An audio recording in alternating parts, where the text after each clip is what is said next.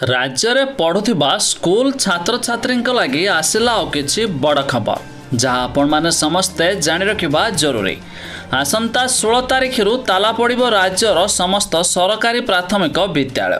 तेबे नहीं जारी है नुआ सूचना। आसतु संपूर्ण खबर जानिबा ता पूर्व वीडियो को लाइक करंतु, सब्सक्राइब करना एवं सब्सक्राइब करी पाखर थिवा घंटी चिन्ह को दबा दिंतु। आसंता 16 तारिख ताला पड़ी पारे राज्यर समस्त सरकारी प्राथमिक विद्यालय। कार्यरत समस्त वर्गर प्राथमिक शिक्षक अनिर्दिष्ट काल पाई समूह छुट्टी रे जिबा पाई राज्य सरकार को दृढ़ चेतावनी देइछन्ति। राज्य प्राथमिक शिक्षक फेडरेशन खारबालनगर भुवनेश्वर आह्वान क्रमे राज्यर समस्त ब्लॉक 3 दफा दाबी नहीं प्राथमिक शिक्षक माने आंदोलन को ओह्लाउछन्ति।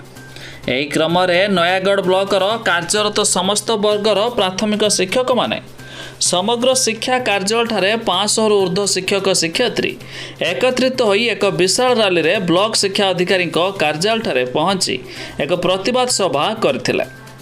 तेरे प्राथमिक शिक्षक संघ विपिन बिहारी दास पौरात्य आयोजित यह सभा शिक्षक मानक 6 वर्षर ठिका नियुक्ति को उच्छेद करने सहित एक्स कैडर क्रीड़ा एवं कला शिक्षक मानक नियमित करने केंद्रीय हार में दरमा प्रदान एवं नूतन पेंशन व्यवस्था को उच्छेद करी पुराना पेंशन प्रचलन आदि दाबी करथिले। तबे एही समय मध्य राज्य सरकार कौनसी पदक्षेप ग्रहण न कले कार्यरत समस्त वर्गर प्राथमिक शिक्षक आसंता 16 तारिख समूह छुट्टी रे जिबा सहित राज्य स्तर में हेबाकु थिबा दुर्बार आंदोलन में सामिल हेबा पई सरकार को दृढ़ चेतावनी देइछन्ते। हेले जानि रखंतु ए नै सरकार तरफरु छुट्टी को नै कौनसी घोषणा जारी होई नाही।